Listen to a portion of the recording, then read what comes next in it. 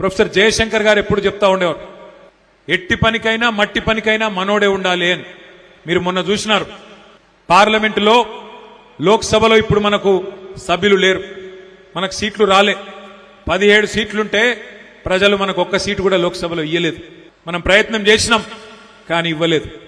మరి మొన్న ఒక భారతీయ జనతా పార్టీ ఎంపీ తేజస్వి సూర్య అనేవాడు లేచి వాడి నోటికొచ్చినట్టు తెలంగాణ ఏర్పాటును పాకిస్తాన్ విభజనతో, పాకిస్తాన్ ఏర్పాటుతో పోలుస్తూ విషం చిమ్ముతుంటే అక్కడ కూర్చున్న 8 మంది బీజేపీ ఎంపీలు, 8 మంది కాంగ్రెస్ ఎంపీలు ఒక్క మాటనన్న మాట్లాడినరా? దయచేసి మీరు ఆలోచించాలని చెప్పి నేను కోరుతా ఉన్నా. ఒక్క మాట అంటే ఒక్క మాట. మరి అదే అక్కడ ఒక్క గులాబీ కండువా కప్పుకున్న మా ఎంపీ గారు ఒక్కరుంటే ఇలా పరిస్థితి ఉంటుండేనా? గల్లాబట్టి అట్లెట్లా మాట్లాడతావు? బుద్ధుందా నీకు? 1200 మంది ఆత్మ బలిదానాలతో వచ్చిన తెలంగాణ ఇది అని చెప్పి నిలదీయకపోతుండేనా? దయచేసి ఆలోచించాలని చెప్పి నేను కోరుతా ఉన్నా.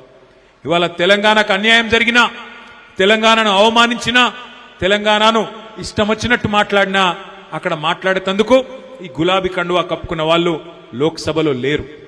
అందుకే పెద్దలు చెప్తారు, ఎట్టి పనికైనా మట్టి పనికైనా మనోడు ఉండాలి. ఏనాటికైనా తెలంగాణ మీద ఈ గులాబీ కండువా కప్పుకున్న కేసీఆర్ సైనికుడికి ప్రేమ కాంగ్రెస్ కు బీజేపీకి ఉంటుందా? మీరందరూ కూడా ఆలోచించాలి, ప్రజలకు చెప్పాలని చెప్పి కూడా నేను విజ్ఞప్తి చేస్తా ఉన్నా.